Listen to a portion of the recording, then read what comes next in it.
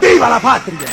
Durante la década del 2010 al 2020, Ecuador experimentó una notable transformación política, marcada por el liderazgo de Rafael Correa y la posterior transición a Lenín Moreno. El periodo comenzó con Correa, quien consolidó su poder tras la reelección en 2009, promoviendo su modelo de revolución ciudadana, que se centraba en la redistribución de la riqueza, la expansión de programas sociales y la inversión de infraestructura. Sin embargo, su administración también enfrentó críticas por tendencias autoritarias y la concentración de poder. En 2017, Lenín Moreno asumió la presidencia, inicialmente como continuador de las políticas de Correa. No obstante, su mandato tomó un rumbo distinto, distanciándose de su predecesor y emprendiendo una serie de reformas económicas y políticas para enfrentar la crisis económica que se profundizó con la caída del precio del petróleo. Estas medidas incluyeron un acercamiento a organismos internacionales como el FMI, lo cual generó protestas y divisiones dentro del país. La década cerró con un ambiente político polarizado y una creciente demanda de cambios estructurales en la sociedad ecuatoriana. De esta forma comenzamos. Capítulo 4. Toda una década. Amigos, amigas, buenas noches, buenos días, buenas tardes. A la hora que estén escuchando el podcast como tal, bienvenidos al cuarto capítulo de Perspectivas Académicas, que estamos hablando de la evolución política del Ecuador como tal. Hemos tenido invitados muy interesantes y hoy día no es la excepción. El día de hoy nos acompaña un cuasi abogado ya, experto en leyes y también un futuro presidente de la patria, como él mismo lo menciona. En este caso me encuentro con Dariel. ¿Cómo estás? Buenas noches, un gusto estar aquí contigo. Hola Javi, buenas noches, gracias por la invitación. Buenas noches y buenos días a las personas en el momento que estén escuchando el podcast. Un gusto que estés aquí con nosotros, Dariel. Bueno, hemos pasado hablando ya desde los años 80 del retorno a la democracia. Empezamos con Fernando. También estuvo Stephanie ya con nosotros aquí, hablando un poquito más de lo que ya fue el periodo de los 2000, donde vino toda la crisis económica, también hasta el 2010, ya pasando por el primer periodo del presidente Rafael Correa. Y el día de hoy nos encontramos en el periodo del 2010 al 2020, algo que ya es muy reciente. Algo que por esa razón mencionamos, ¿no?, en el anterior capítulo, que hemos seleccionado a personas más jóvenes porque son personas que ya han vivido más de cerca esta realidad en la que vive el Ecuador. Hemos visto obviamente cómo ha cambiado y ha ido evolucionando la política y cómo este tipo de personajes, dígase León Febres Cordero, apareció también Álvaro Noboa, Rafael Correa, cómo han ido metiendo, dejando cada uno una huella en la política ecuatoriana y sobre todo en la historia del mismo. Entonces ahora vamos a retomar ya prácticamente desde el año 2010. No sé si nos quiere dar una pequeña contextualización de cómo llega el Ecuador a este año, porque es el segundo periodo del presidente Rafael Correa. Bueno, claro, como todos sabrán, el presidente Correa empezó su mandato alrededor del 2007-2008 con un auge en el petróleo, alrededor más o menos de $150, me parece que valía en ese tiempo el barril del petróleo. Con una cara nueva, y aquí lo interesante es el tema del carisma del expresidente Correa. Él tenía una popularidad muy alta para esa época.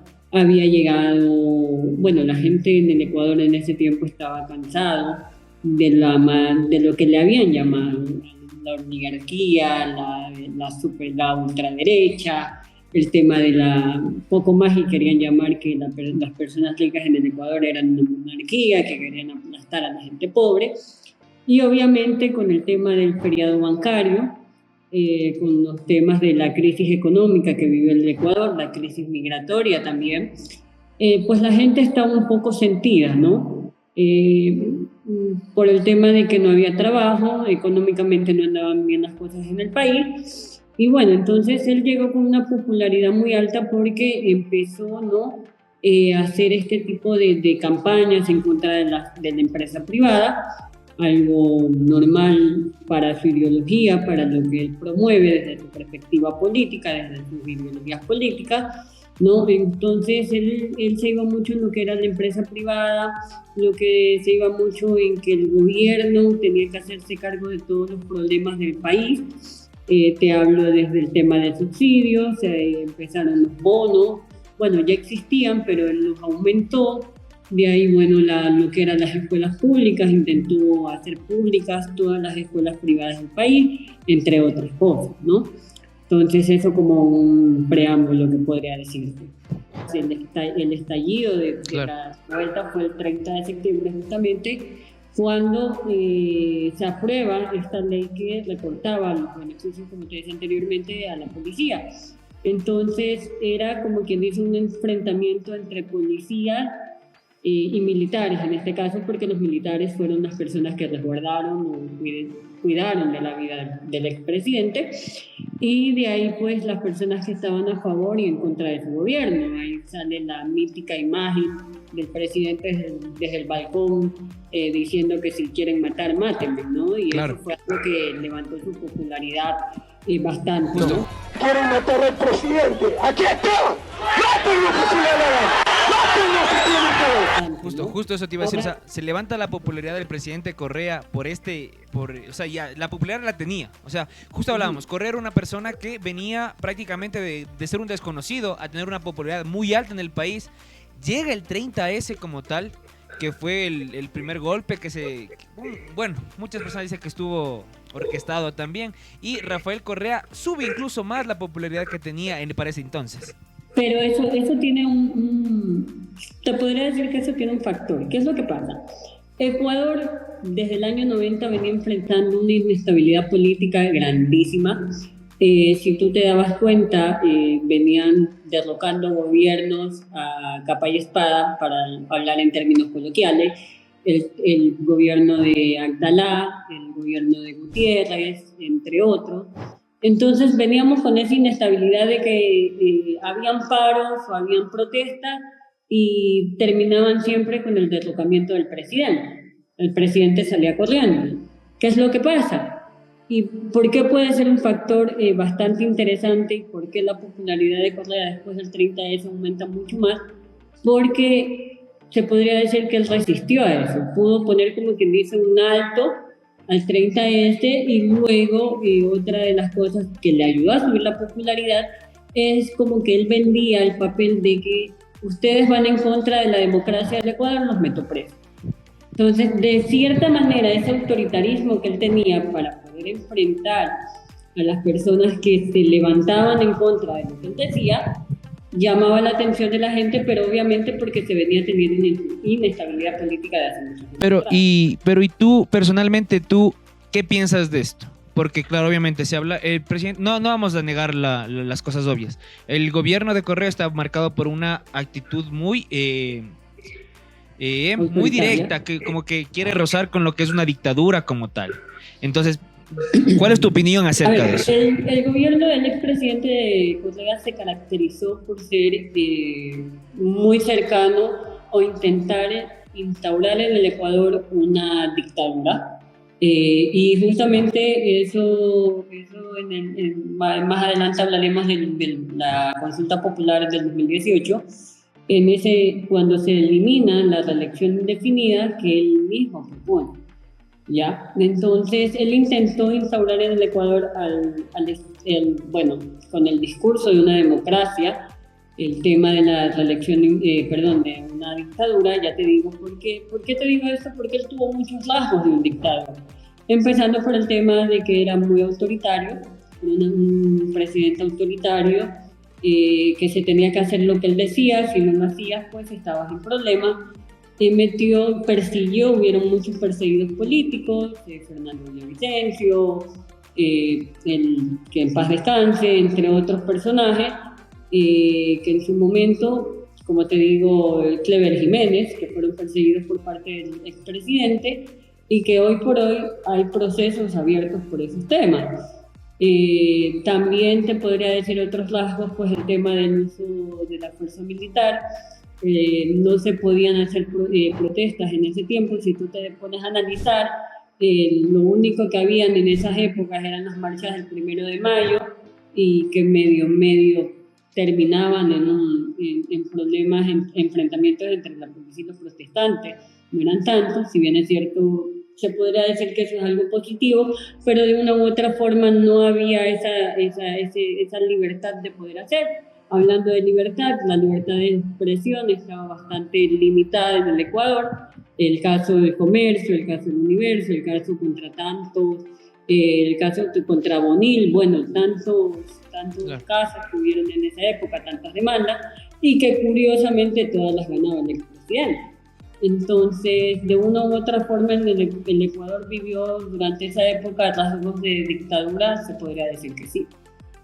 Claro, bueno, y Correa lo que hace es, bueno, gana la presidencia otra vez en el 2009, pasa 2010, 2011, 2012. ¿Cómo fue? ¿Cómo tú calificas este gobierno de Rafael Correa en estos años? Antes de, obviamente, lo que sería un punto de inflexión, que es el 2016 con el terremoto que hubo aquí en el país.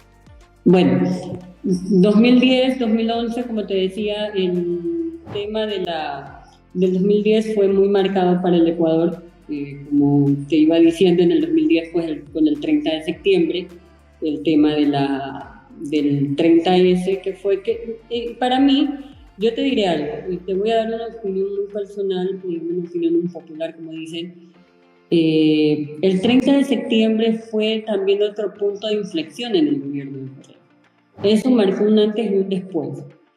¿Qué es lo que pasa? Y te lo analizo así de manera personal. Antes del 30 de septiembre había mucha más participación, había mucha más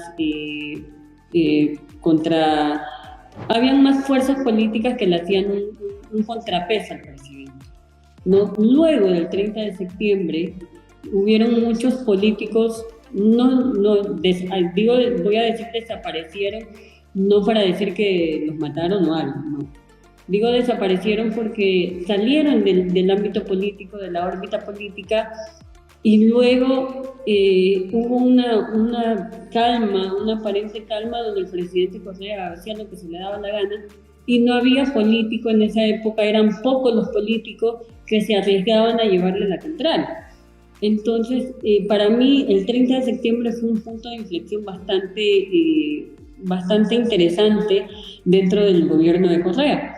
Luego, y aquí viene el tema de la popularidad. En el 2011, él hace el tema del referéndum, la consulta popular, que aquí con los datos que tengo, la gana con un 77% de aceptación. Bien es cierto, lo quieran aceptar o no, una consulta popular o un referéndum de una u otra forma ayuda a medir la popularidad del presidente.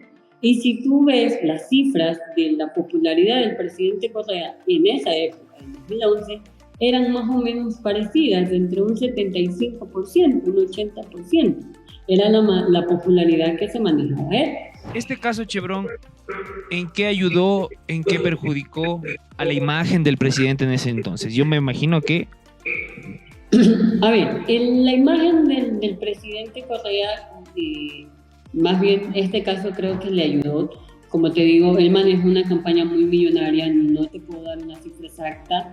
Incluso esa cifra estaba en investigación porque manejaron una campaña sumamente millonaria, ya te digo, para poder, como quien dice, empezar a hacer, no era una campaña nacional, era una campaña internacional en contra de esta multinacional, donde, como te decía, ellos buscaban artistas famosos, actores, ambientalistas, que vayan hasta la Amazonía, metieran la mano en el charco de lodo que estaba en la zona afectada y luego se tomaran la foto, y en las sabatinas pues decían: hoy tuvimos la visita del ambientalista famoso, del actor tal, donde se tomó la foto de la mano sucia de Chevron.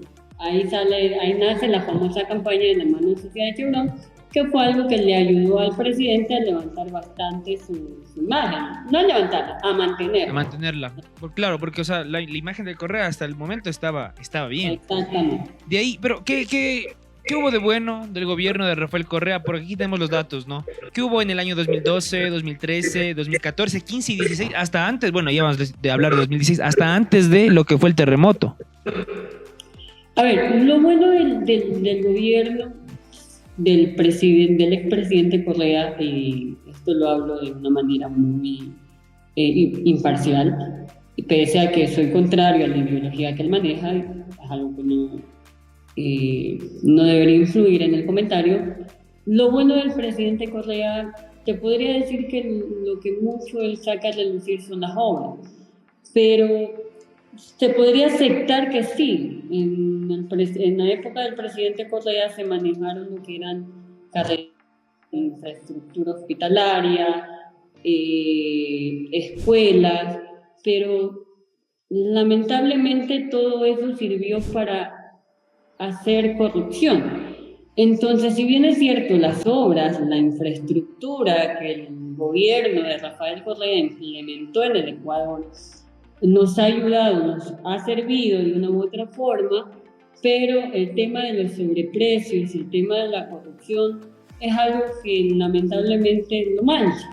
¿Y por qué te digo esto? Vemos el tema de la hidroeléctrica Coca-Cola Sinclair, una de las multiobras, de las mega obras que él vendió, de las que él promocionó, como las obras emblemáticas de su gobierno, pero obras que están manchadas con corrupción, con sobreprecio y que hoy día se caen a pedazos, y lamentablemente al Estado o al gobierno que está de turno le toca pagar las reparaciones de esas obras. Otra de las famosas obras, la repotenciación de la refinería Esmeraldas, que sabrás cómo terminó en un caso de corrupción. En un principio la repotenciación, si no me equivoco, eran 150, 200 millones de dólares y al final le terminó costando al Ecuador 2.000 millones de dólares. Entonces, como te digo, tal vez podría decirse que el tema de las obras en el país eran muy buenas, eran todos, pero tienen ese lado negativo. Claro, obviamente, porque bueno, hasta justamente lo que tú hablas, ¿no? Correa se jacta de todo ese tipo de obras que realizó y después a la larga se ha ido demostrando cada una de estas cosas que tú mismo mencionas. Y bueno, hablando un poquito de lo que fue el tema, porque obviamente hablamos, ¿no? Correa gobernó este tiempo como tal, llega una catástrofe para el pueblo ecuatoriano, sobre todo para la región costera como tal, y que después obviamente se dio a conocer que también hubieron casos de corrupción después, lamentablemente, que es el terrible caso del terremoto que ocurrió en el año 2016. Esto al principio, me corrige si me equivoco, obviamente, ¿no? Esto al principio ayudó a la imagen de Correa. ¿Por qué? Porque Correa iba, se metía igual, como se metía lodo, se metía al fango, ayudaba a las personas a salir, se tomaban esas fotos salían a nivel internacional y la imagen del presidente Rafael Correa era excelente. Pero después llega la cruda realidad, que es que también se desviaron muchos fondos que ya eran destinados para esta causa, para este terrible acontecimiento, y se destinaron para otro lado que nadie sabía hasta dónde. Al principio yo te hacía un poco un análisis de los rasgos de Correa y una vez más te digo, eso fue lo que le ayudó mucho a él tener tanta popularidad en el Ecuador y que aún la mantiene. Correa, a diferencia de otros políticos, es un político muy popular. Es un político que él no le pesa la mano coger una escoba y si está ¿cómo se llama? Si está en un grupo de personas y está sucio, él no le pesa la mano coger y barrer. Esos son rasgos que a él le ayudaron muchísimo a su popularidad. ¿Qué fue lo que pasó en el terremoto del 2016? ¿Qué es lo que pasa? Y otro punto de inflexión que tuvo el gobierno de Correa es que estábamos iniciando las redes sociales. No como ahora nadie te cree que un político va a estar con una pala recogiendo, o al político que dicen que lo ven con una pala recogiendo o haciendo una labor social, dicen, este está por los votos. ¿Por qué? ¿Qué es lo que pasa? El tema de las redes sociales, en este caso, y rápidamente te digo, fue ese punto de inflexión que tuvo el gobierno de Correa. Entonces, cuando Correa hacía este tipo de cosas, hacía este tipo de ayudas, y como manejó una campaña millonaria en publicidad, en vender su imagen, hacían los famosos videos donde él salía en las sabatinas incluso. Hoy estuvimos en Esmeraldas, Manaví, haciendo tal cosa, y pum, hacían. Entonces, en ese tiempo no había redes sociales. Entonces la gente decía, ay, Dios mío, el presidente estuvo ahí recogiendo y todo. Pero si hoy día lo hace un presidente, dice, ese solo está ahí por los votos. Entonces, ese es un punto de inflexión muy importante. A lo que iba. Entonces, en el terremoto del 2016, un evento catastrófico para nuestro país, un evento que afectó a mi querida y mi natal provincia de Esmeraldas y a la provincia hermana de Manabí. Fue un evento que, como te decía, afectó bastante. Y como tú bien lo dijiste, en un principio la popularidad de Correa estaba por los cielos porque ayudaba, porque estaba en la zona, en las famosas zonas cero, ayudando a los rescatistas y calmando a la gente. Y ahí sale un famoso video que él tiene diciendo que eso no le ayudó, más bien, donde él le decía a una señora, a una mujer, que se callara, que no le llorara, o si no la mandaba presa. A ver, señores, estamos en emergencia nacional. Aquí nadie me pierde la calma, nadie grita o lo mando detenido, sea joven, viejo, hombre o mujer. Nadie me empieza a llorar ni a quejárseme por cuestiones que falten, a no ser que sean seres queridos que hayan perdido. Tienes que recordarte de eso, pero en el tema del IVA, y fue ahí donde los fondos solidarios, donde el Ecuador me parece que fue por un año, aumentó el IVA del 12 al 14% para supuestamente esos fondos destinarlos a los afectados por el tema del terremoto, los cuales muchos de esos fondos desaparecieron y hoy por hoy hay un proceso judicial abierto por eso, porque el hospital de Pedernales, el tema sobre todo más en Manabí, porque fue más en Manabí donde se vio el tema de los fondos. Esmeraldas casi no se le asignó se recaudaron, si no me equivoco, más de 2.000 millones de dólares, y en Esmeraldas todavía existen gente que viven en las carpas que donó el gobierno de la República Popular de China. Entonces, eso. Rafael Correa llega con este impulso a unas elecciones del 2017, donde se toparía con un viejo conocido ya para él que le ha sido la horma del zapato hasta este momento, que es Guillermo Lasso como tal. Un Guillermo Lasso que sonaba fuerte más que nada por vencer al correísmo. No porque hubiese otro candidato, sino porque era el candidato que iba a derrocar al correísmo y iba a llevar a otro proceso de democracia, porque lo que él decía era que el Ecuador ya no vivía en democracia, sino en una dictadura, y que Rafael Correa quería seguir gobernando por muchos más años y que él iba a llegar a ser esta persona que rompa este ciclo como tal. Y Rafael Correa, después de instaurar, me parece, me corrige si estoy mal, después de instaurar lo que es esta nueva constitución en el 2008, dice que el presidente no puede estar más de 2 periodos seguidos. Entonces él ya no puede estar otra vez presente frente a Guillermo Lasso y manda un sucesor. Aquí sí me das un poquito del contexto. No sé si estuvo desde el principio Lenín Moreno como principal candidato o hubo otro candidato.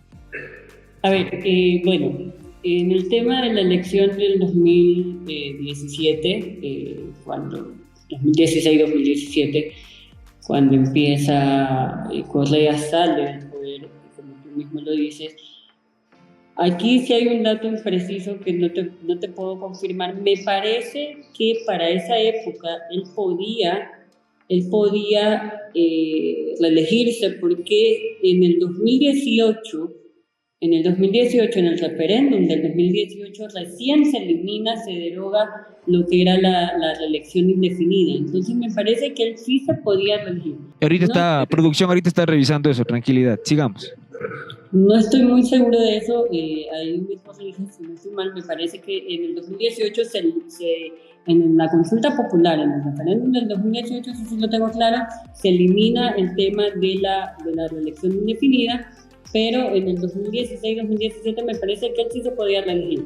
Pero bueno, para este punto, el tema de la elección del 2016-2017, donde en este caso el ganador fue Lenín Moreno, Ajá. Ya había habido un antecedente entre una contienda electoral entre Guillermo Lasso y Rafael Correa. Claro, obviamente para esa elección que tuvo antes, ¿no? Antes de seguir con esto, ya tenemos el dato. El expresidente Rafael Correa no podía reelegirse en el 2017 debido a que en el 2015 se aprobó una enmienda constitucional que ya no permitía la reelección indefinida, ¿no? Pero dicha enmienda, se aprobó una enmienda constitucional que permitía la reelección indefinida, pero dicha enmienda no entraría en vigor hasta el 2021. Por lo tanto, Correa no podría participar en las elecciones del 2017. Ya, listo, entonces. Así era más o menos el tema, porque, claro, en el 2015 se aprueba, no se podía participar sino hasta cierto tiempo, y en el 2018 queda derogada totalmente del sistema jurídico del Ecuador. Así fue. Perfecto. Entonces, bueno, nos estabas hablando de que obviamente no era la primera vez que se enfrentaba Correa con Lazo. Hubo una vez anterior que, bueno, claro, Rafael Correa... En las elecciones del 2011-2012. Claro, exactamente. Y Rafael Correa, como tú dices, no se basó en todo lo que era el feriado bancario, que esta persona no está preparada. Pese a que en esa época, y me recuerdo tanto que yo era niño, en esa época yo era niño, pese a que habían las sospechas de un supuesto fraude. Obviamente aquí en el Ecuador una persona denuncia fraude, nunca pasa nada, y eso lo hemos visto en varias elecciones. Tenemos que luchar. Aquellos que se acomodan rápidamente tendrán que responder ante la historia y ante su conciencia, pero aquí está un pueblo que se levanta con gallardía. Pese a que había habido unas denuncias de fraude sobre las papeletas y todo, aún así ganó el expresidente Rafael Correa, para luego venirse de nuevo a encontrar, en este caso ya no él como candidato, pero sí como uno de los la principal imagen de la campaña del expresidente Moreno. Exactamente. Bueno, llegamos a lo que es el año 2017. Rafael Correa no se puede candidatizar nuevamente y dice, bueno, te toca, Lenín Moreno, vamos para allá. Una persona que tenía su carisma para algunos, para otras personas nos preocupaba porque, bueno, esta ya fue la primera elección que yo estuve presente, si mal no estoy. Sí, esta elección fue la primera en la que yo estuve presente, donde ya era el enfrentamiento directo entre lo que sería la ideología del correísmo contra una ideología prácticamente de derecha, en donde se enfrentaba Lenín Moreno contra Guillermo Lasso como tal. ¿Tú cómo recuerdas desde tu perspectiva? ¿Cómo recuerdas cómo fueron estas elecciones para ti? ¿Qué pensaste? ¿Qué sentiste? Porque si te soy muy sincero, yo hasta ese momento era como que algo tiene que cambiar. No sé si es para bien o para mal, pero dentro de mí decía, el presidente de Correa, el tiempo de Correa ya pasó. Hay que intentar darle un cambio al país. No sé si sea para la dirección correcta o no. ¿Tú cómo lo viviste en ese momento? Fue otra elección que también tuvo denuncias por un supuesto fraude electoral, y de este tengo incluso más conocimiento, porque yo en esa época recuerdo que yo apoyaba al expresidente, que también llegó a ser presidente, el expresidente Lasso, y también hubieron las denuncias de fraude electoral. Ojo, no puedo comprobar, hablo de supuestas denuncias, ¿no? Entonces sí que hubieron incluso enfrentamientos a nivel nacional entre simpatizantes de ambos partidos en contra de la policía por el tema de las elecciones, ¿no? Estas recuerdo, han sido de mi vida, de lo que yo tengo mucha razón, creo que las elecciones más manchadas, se podría decir, en un tinte de fraude electoral. Ahora, estas elecciones fueron bastante interesantes porque primera vez, después de 10 años, por primera vez, Rafael Correa no estaba en la papeleta. No, Rafael Correa salía de estar en una papeleta, empezaban los casos de corrupción a salir a la luz, los casos del caso Odebrecht, los Panama Papers, que supuestamente involucraban a muchos políticos que estaban involucrados en Ecuador, bueno, entre tantos otros casos de corrupción de los que ya el gobierno de Correa tenía manchados. Hablamos caso Gabela, hablemos narcovalijas, refinería del Pacífico, era una lista, un caso más. Entonces, estas elecciones fueron bastante parejas, se podrían decir, porque justamente fueron las elecciones donde el correísmo, donde el Ecuador, si bien es cierto, gana Moreno, pero no gana con un porcentaje tan amplio como a los que ellos estaban acostumbrados. Claro, justamente ahí, perdón que te corta, lo que tú mencionas, ¿no? Veníamos de un proceso democrático donde Rafael Correa barría. O sea, sí pasaba y se notaba que tenía el apoyo popular. Y en este caso llega un... Claro, obviamente, ganó en una primera vuelta, la otra me parece que no llegó a... No, ganó en primera vuelta. Y viene el periodo de Moreno, y tú mismo mencionas, ¿no? El caso Odebrecht, este tipo de casos del Panama Papers, este tipo de casos que con esto y más la influencia que empezaba a tener las redes sociales, se hacía el gran boom. O sea, ya la gente ya tenía mucha más información de dónde tener y empezaba a abrir un poco más los ojos. Sin embargo, como tú lo mencionas, Lenín Moreno llega hasta una segunda vuelta y se lo lleva con, me corrige si me equivoco, 51% y Lazo con 49%. O sea, cerrando números, obviamente. Sí, o sea, si cerramos, redondeamos los resultados, en segunda vuelta fue un 51% versus un 49%. ¿Sí? Entonces, exactamente, como tú lo mencionas y como te venía diciendo, ya el tema de los casos de corrupción, el caso Odebrecht, porque si te recuerdas, ni bien Lenín Moreno ingresa al poder, Jorge Glass, que era su vicepresidente en ese momento, es aprendido para el tema de las investigaciones. Y bueno, en el decreto número 100 firmado por Moreno y publicado en la cuenta de Twitter de la presidencia del país suramericano se confirma el despido de Glass. Deróguese el decreto ejecutivo número 9 suscrito el 24 de mayo de 2017, retirándose así todas las funciones asignadas al vicepresidente de la República. Claro, espera, pero esperemos un ratito. ¿Cómo te explico? Todos veníamos de que con la imagen de que con la imagen de que Lenín Moreno estaba agarrado de la mano con Rafael Correa en esa tarima, anunciando que vencieron. Y los dos felices y hasta incluso me parece que tocaron la guitarra, cantaron, estuvieron felices en ese entonces. Y ese es el corte A y pasamos al corte B, donde Moreno le da la espalda al correísmo, le da ese camisetazo y pone a investigar incluso al propio vicepresidente que era en ese entonces Jorge Glass. No fue un camisetazo.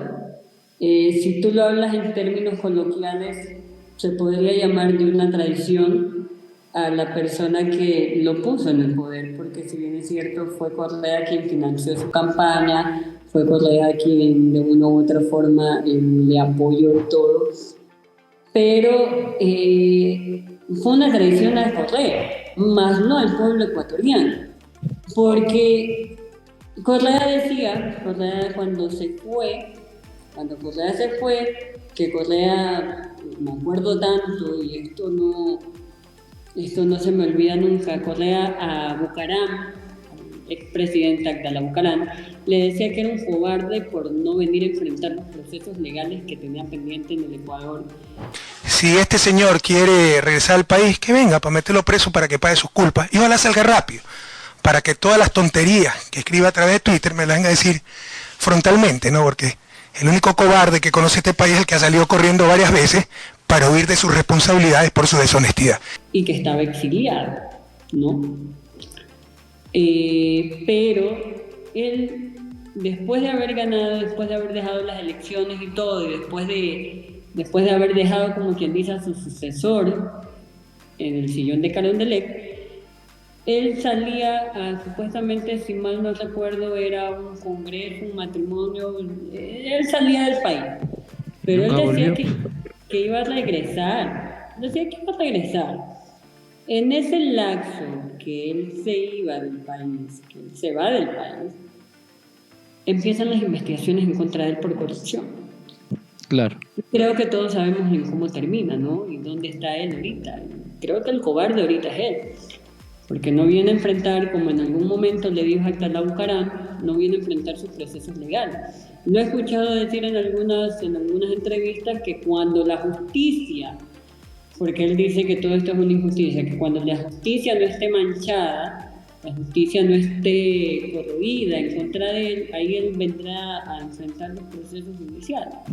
Entonces, ¿cuál es la justicia que él pide? O sea, la justicia que donde él sale sin ser tocado, donde él pueda salir libre de todo lo que hizo. Creo que no. Entonces, y volviendo al tema, no creo que haya sido una traición, creo que Moreno se dio cuenta de que no había ninguna mesa servida, de que no había, como le habían dicho, la mesa está servida, no había ninguna mesa servida. Ecuador empezaba a enfrentar los síntomas del despilfarro del correísmo durante 10 años, de los préstamos, porque esa fue otra, los préstamos, estamos endeudados, teníamos una deuda, Correa cogió el país. Me recuerdo que una vez analizando los números del Ministerio de Economía, Correa cogió un país en deuda con una deuda, si no me equivoco, de unos 10.000 millones de dólares, 15.000 millones de dólares, y él nos terminó dejando una deuda de casi 60.000 millones de dólares. Me acuerdo que antes de él, unas semanas antes de dejar el poder, hizo un préstamo a China por un monto tan muy elevado de miles de millones de dólares. Entonces, creo que Moreno se dio cuenta que la mesa nunca estuvo servida, que realmente lo que había era corrupción, una pus de corrupción que salía por todos los lados, por todas las instituciones del Estado, y después de eso, pues, y fue justamente en esta época de Moreno, donde curiosamente luego de todo lo que pasó, luego de que se empezaron a destapar los casos de corrupción en la época de Correa, los casos de corrupción en los hospitales, los casos de corrupción en las hidroeléctricas, en las petroleras, la delincuencia, cuando Moreno empieza a atacar a la delincuencia, que hasta la época de Correa nunca se había visto el tema de delincuencia, curiosamente, pero justamente lo traicionan y Moreno empieza a atacar a las élites o a las mafias delincuenciales que habían en el Ecuador, la delincuencia se empieza a disparar en Justo ahí, discúlpeme que te detengo un momento, estamos hablando de que, bueno, tú mismo lo mencionas, del periodo de Correa, prácticamente 2007-2008 hasta el 2017 como tal. Ecuador vivió un periodo de paz, entre comillas, donde obviamente éramos, justo lo hablábamos, ¿no? Si en Colombia y en Perú había guerra, en Ecuador no. Ecuador era una isla de paz, Ecuador era una isla donde estábamos tranquilos. Obviamente ya empezaba lo que era este tráfico de drogas por todo este tipo de cosas, incluso por las obras del correísmo también. Pero estamos hablando de algo muy interesante que ha marcado actualmente cómo está la situación política, cómo está la situación del país, perdón, que es la delincuencia. La delincuencia llega a ser más fuerte desde que Moreno empieza a atacarlos, desde que Moreno dice, bueno, o sea, esto está mal y que las fuerzas públicas, que son la policía y los militares, hay que poner orden con ellos. Y los delincuentes dicen, ¿cómo así? Nosotros hemos vivido, hemos estado tranquilos todo este tiempo, ¿y por qué nos vienen a hacer esto ahora? Entonces las bandas se vuelven a organizar y esta delincuencia empieza a aflorarse mucho más en el país. ¿Cómo tú lo ves? Yo te voy a decir, Ecuador, Correa dice, argumenta que el Ecuador era uno de los países más seguros de Latinoamérica, ¿no?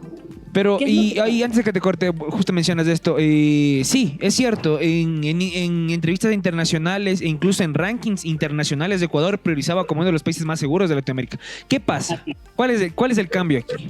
A ver, para tú poder entender el tema primero de la delincuencia, nos vamos a manejar en muchos ámbitos. Este es un tema bastante amplio, pero para reducírtelo, para resumírtelo, empezando de que en la época de Correa se abren las fronteras del Ecuador, con la ley de movilidad humana, el tema de la crisis de Venezuela, muchas células de grupos delincuenciales entran al Ecuador. El Ecuador es un país, ahora está un poco más restringido, pero el Ecuador en la época de Correa, tú no necesitabas una visa para entrar al Ecuador, tú simplemente pasabas y listo, no había ningún tipo de control de quiénes entraban, de quiénes no. Entonces, empezando por ahí, fue un punto bastante fuerte, pero ahora en lo que tú me contraargumentas o me argumentas del tema de que sí, en rankings internacionales nosotros éramos uno de los países de Latinoamérica más seguros. Pero acá yo voy a una investigación que ha hecho un amigo que yo lo estimo muchísimo, que vive en Estados Unidos, Arduino Tomasi. Él es un investigador, un profesor de una universidad allá, y él habla de un Pax Narca. ¿Qué es un Pax Narca? El Pax Narca es se podría decir, una confabulación entre la política y el narcotráfico, entre la política y los grupos delincuenciales, que es algo, créeme, que no es alejada a la realidad del Ecuador. Entonces, ¿qué es lo que pasa? Yo estuve analizando, estuvimos reunidos, y él hace un análisis. ¿Qué es lo que pasa? En esta investigación que él hace, si bien es cierto, la tasa de homicidios del Ecuador en el 2010, 2011, 2012, hasta el 2017, baja de una manera impresionante. Baja a un porcentaje de 5.69. Ese es el punto más bajo en el que está, ¿no? El punto más bajo de muertes violentas, 5.19 por cada 100.000 habitantes. Pero ¿qué es lo que pasa?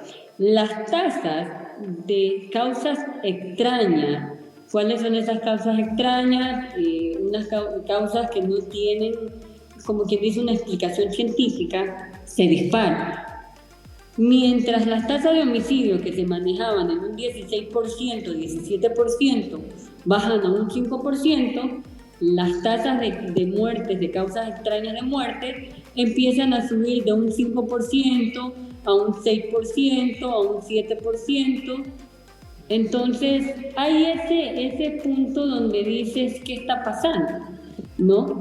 Como te digo, si bien es cierto, el Ecuador era en ese tiempo uno de los países más seguros de Latinoamérica, pero hay cosas, hay coincidencias, que para mí no son coincidencias, que no tienen explicación. Te voy a hablar de un caso muy en particular.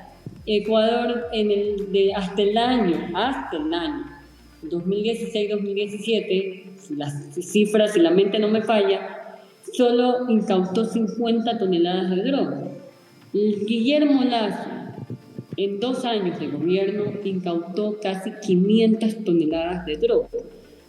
¿Cómo explicas eso?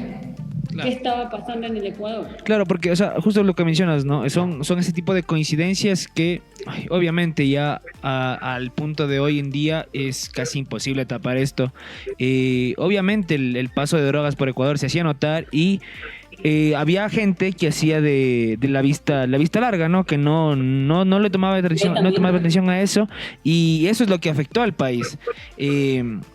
El cruce de drogas, la delincuencia, si bien es cierto, como tú mencionas, se baja la cantidad de homicidios aquí en el país, pero misteriosamente suben otras, y si vamos atando cabos, vamos encontrando una relación como tal. El presidente de ese entonces, Lenín Moreno, para muchos no se caracteriza como un buen presidente. Sin embargo, fue un presidente que hizo lo que tuvo que hacer. Se metió contra las personas que tenía que meterse en ese entonces. Porque yo me pregunto, y te hago la pregunta a ti, Dariel, ¿cómo estaría el país si es que Lenín Moreno no hubiese hecho la traición? ¿Qué hubiese pasado con el país? Créeme que es una pregunta que, o sea, se basa en supuestos, pero hoy por hoy, si Lenín Moreno no hubiera hecho o no le hubiera dado la espalda al correísmo en el año que él se posesiona como presidente del Ecuador, creo yo que el Ecuador, el tema del narcotráfico hubiera seguido creciendo en el país.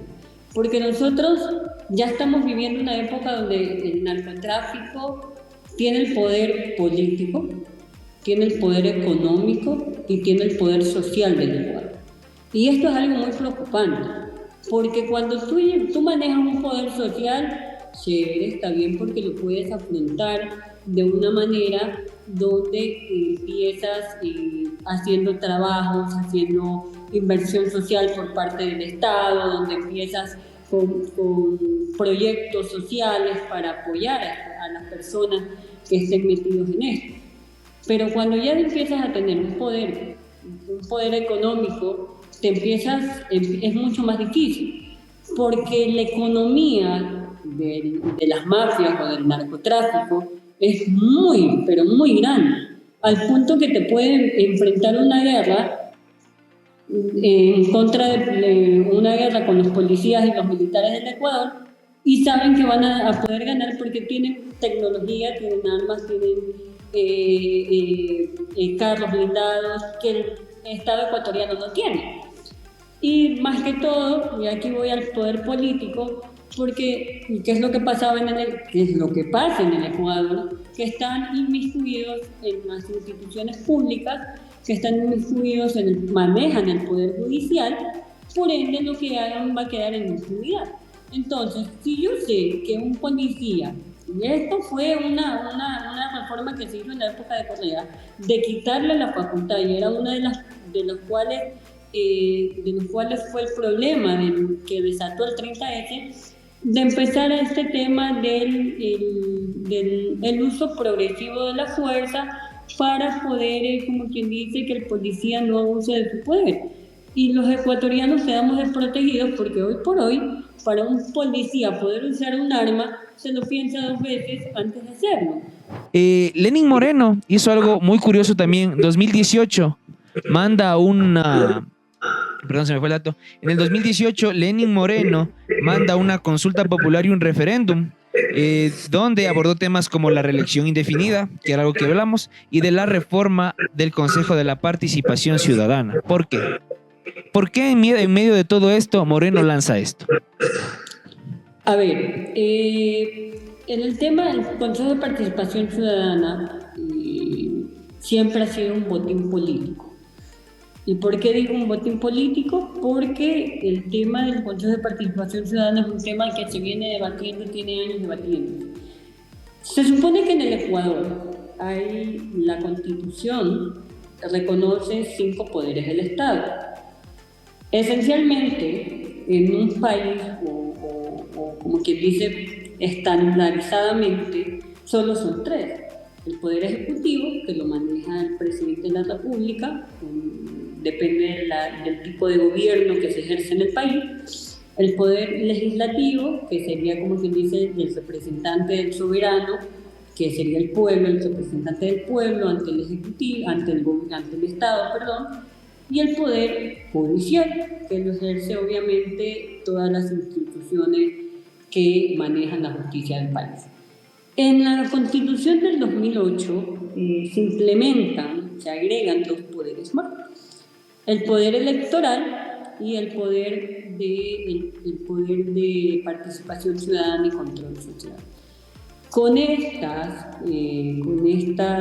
poder que se crean los famosos poderes ejecutivos los poderes del Estado, se crea pues la institución del famoso Consejo de Participación Ciudadana y Control Social.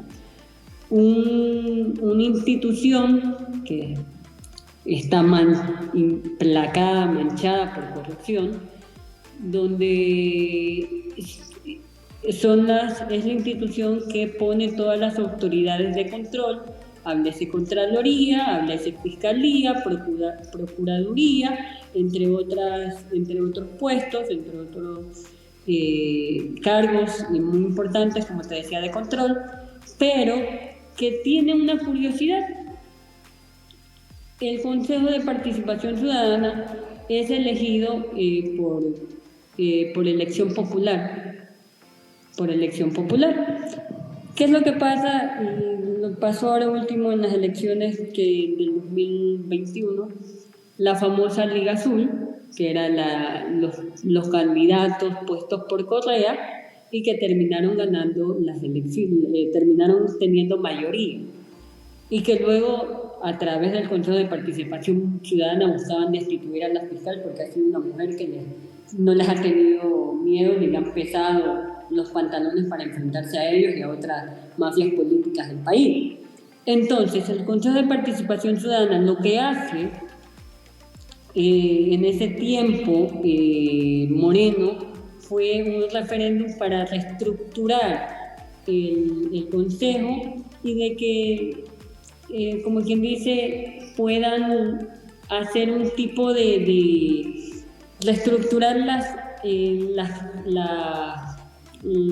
funciones del Consejo para que se pudieran tener la potestad de que pudieran calificar el Consejo, el desempeño de las autoridades, etcétera, etcétera, etcétera, y que si no cumplían poder terminar los periodos anticipadamente de estas autoridades, que fue lo único. Pero hasta ahora no ha habido una consulta, bueno, sí hubo una, me equivoco, donde lamentablemente en ese tiempo el presidente Guillermo Lasso ya no gozaba de una popularidad tan alta, y cuando propuso pues el tema de eliminar el Consejo de Participación Ciudadana y Control Social, en todas las preguntas le dijeron no. Llega una peculiaridad, ¿no? Ya que es al final del presidente Lenín Moreno, esto llega al final, que fue la segunda catástrofe, pero esta ya no fue solo para el país, sino a nivel mundial. Llega lo que es la pandemia, llega el COVID-19 a la vida de todo el mundo prácticamente. Ya se empezaba a escuchar ciertos rumores a finales de 2019 de que algo estaba pasando, pero al otro lado del mundo. Ingenuamente pensamos que no iba a llegar a este lado del charco, y a Lenín Moreno le alcanza esto. A Lenín Moreno le alcanza esto mediante... Ya, a Lenín Moreno le alcanza esto justo al finalizar su periodo presidencial.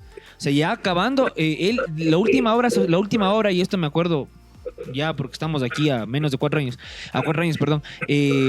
llega con las vacunas Moreno. Deja instaurado como que vamos a dejar este tipo de vacunas aquí, y después llegó Guillermo Lasso a seguir con esto, ¿no? Pero bueno, ese fue el último acto, como que diría, del gobierno de Lenín Moreno. ¿Tú qué piensas? ¿Cómo fue el actuar de este presidente en esta terrible pandemia que vivimos? A ver, el tema de la pandemia fue un tema que afectó a todos. Creo que no hubo alguien que diga, ay, yo no fui afectado por la pandemia, a todo el mundo incluso. Pero el tema de las relaciones internacionales, en el Ecuador siempre ha manejado sus relaciones internacionales de una manera muy buena, se podría decir. Claro, obviamente con los países afines. En esas épocas, pues, a los presidentes que vayan acorde a la ideología del presidente que está de turno.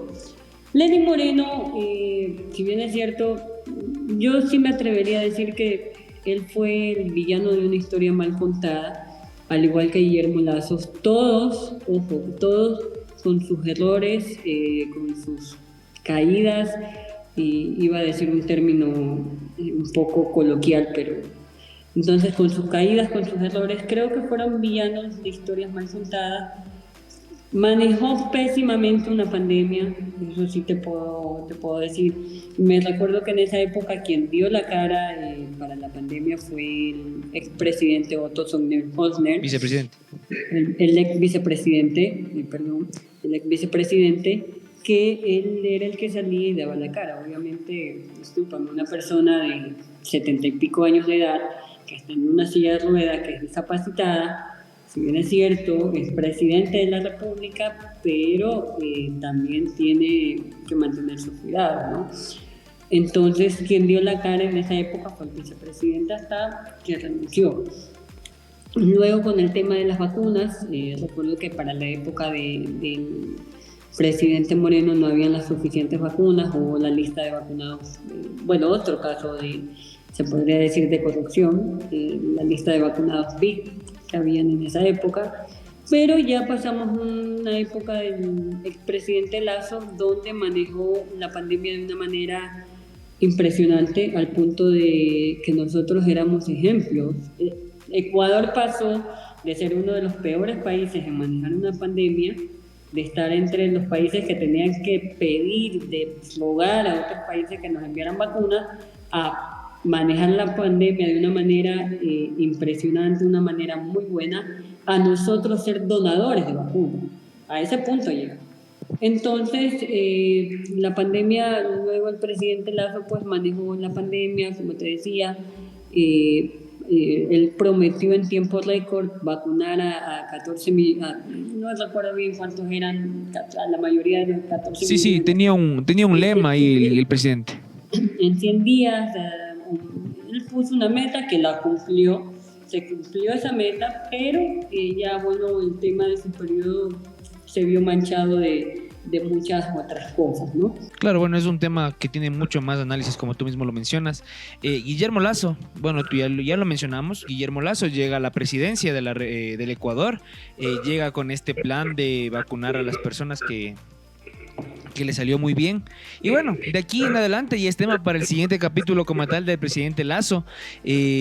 Podemos decir que llegamos hasta aquí, hemos cubierto lo que es del 2010 al 2020, que se finaliza el periodo de Lenín Moreno. Un periodo que, si bien se maneja mucho más por lo que las obras que realizó Correa y después las cosas que se vieron que estaban mal, que es el tema de casos de corrupción, empieza el índice de la delincuencia a elevarse mucho con la llegada del presidente Moreno, después de la supuesta traición que menciona Rafael Correa, que bueno, ya dijimos que es un espaldazo más que nada, que es lo que hace Lenín Moreno como tal, y llega un periodo donde Lenín Moreno lo maneja como bien puede, no hizo las cosas del todo bien tampoco, no hay que decir, pero hizo para lo que a mí fue un punto de inflexión dentro de lo que es la política ecuatoriana, que fue darle otra vez un aire nuevo a la democracia, un aire de que, bueno, vamos a cambiar esto, vamos a ver qué es lo mejor para el país, qué se puede mejorar, si es que no lo hago yo, lo pueden hacer otras personas, y como tú mismo lo mencionas, es el villano de una historia mal contada. Lo mismo se puede decir para Guillermo Lasso, que fue una persona que lastimosamente no le dejaron gobernar. Eso es algo que también lo discutiremos obviamente ya en el próximo capítulo, pero bueno, Dariel, te quiero agradecer mucho por darnos esta pequeña explicación de lo que fue el año 2010 al 2020. Obviamente se toparon uno de lo que consideramos los temas más importantes, ¿no? A partir de ahora vamos a realizar lo que es la dinámica. Te vamos a ir mencionando los presidentes que hemos tenido desde los años 80 hasta el actual presidente, que es Daniel Noboa.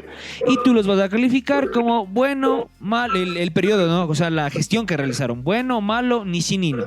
¿Ok? Esto es lo que vamos a hacer. Vamos a producción, que por favor me ponga la lista. Listo, empezamos. En el año de 1979 a 1981, que es el retorno a la democracia, hay un presidente que se llama Jaime Roldós Aguilera. ¿Cómo lo calificas? Excelente, bueno. Osvaldo Hurtado Larrea. Ni buena ni mala. Un presidente que León Febres Cordero. Ni tan buena ni tan mala. Podría calificarse de buena. En el Ecuador en esa época estaba repuntando un tema de la delincuencia, y en la presidencia de él se creó el famoso Escuadrón de la Muerte, bueno, tantas otras cosas. Claro. Ni buena ni mala. Rodrigo Borja Ceballos. Ni buena ni mala tampoco. Durán Ballén Cordobés, ahí lo siento. Perdón. Buena. Después viene del 96 al 97 el periodo de el presidente Abdalá Bucaram. Pésimo. Hoy todos coinciden que mi loquito ha hecho una mala gestión, pero él era el único que quería cambiar el Sucre a buen precio. Gracias por hacerme acuerdo, por traerlo a colación. Justamente la persona que propone en el Ecuador el tema de la dolarización era Abdalá Bucaram, pero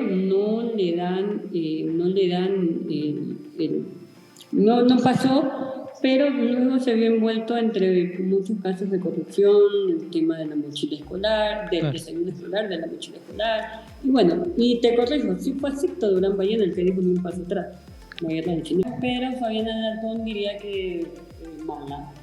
Listo. Viene un personaje importante, Yamil Maguad. ¿Cómo describirla? Te podría decir que bueno. Y sé que me voy a ganar muchos haters por esto, pero bueno. Gustavo Noboa Bejarano. Me arriesgaría a decir que también en un término medio bueno. Listo. Después viene Lucio Gutiérrez. Mala. Alfredo Palacio González. Ni buena ni mala. Ok, el periodo de Rafael Correa desde el 2007 hasta el 2006 hasta el 2009, pues. Tuvo sus cosas positivas, pero mala. El periodo de Rafael Correa ahora sí desde el 2009 al 2017, que es lo que se abarca prácticamente. Y Lenín Moreno. Lenín Moreno es un caso bastante particular. Me arriesgaría a decir que término medio. Ni sí ni no, Lenín Moreno. Ni sí Okay. ni no. Mira, ya dijo que Rafael Correa más mala que mala del 2000. No, mal. Claro, mala. Rafael Correa. Guillermo Lasso Mendoza. Bueno, y te voy a explicar por qué bueno. A ver. Porque a pesar de los errores que él cometió, te puedo hablar del tema de su gabinete y todo. Primero, él enfrentó al narcotráfico, a las mafias políticas del Ecuador. Y como te decía, la incautación de su gobierno fue de 500 toneladas de droga. Obviamente, a una persona que se le estén metiendo en el negocio te va a reaccionar como reaccionaron las mafias en ese momento, ¿no?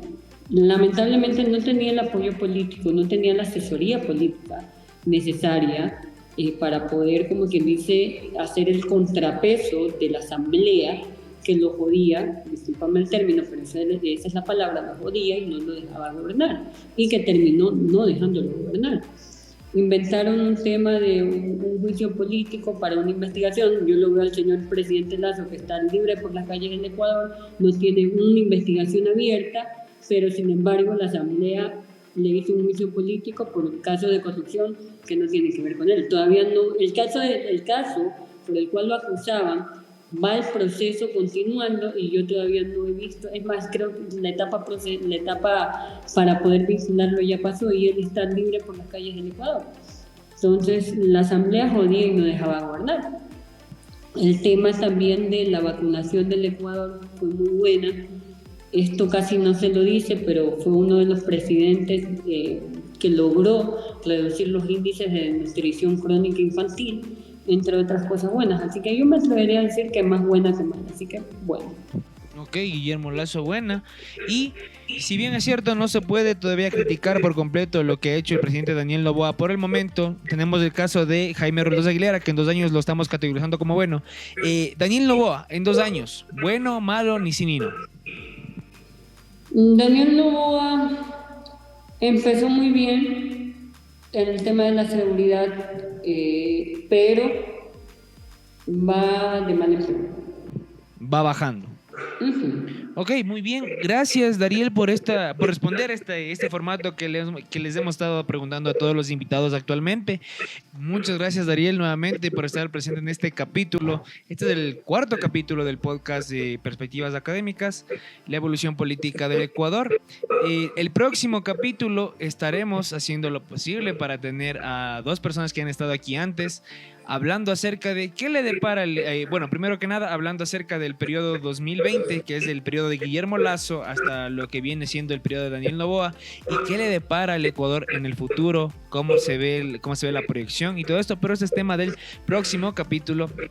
Así que primero que nada quiero agradecer, Dariel, un mensaje final para las personas que te están escuchando en este capítulo. Un mensaje final. Primero, no claudicar en nuestra lucha por conseguir un mejor país. Apoyar a las personas, apoyar a los políticos, apoyar a los funcionarios que realmente están promoviendo, están ayudando a que nuestro país mejore. Dejar de lado las banderas políticas, dejar de lado los intereses personales y sumarnos a una sola, un solo color, un amarillo, azul y rojo.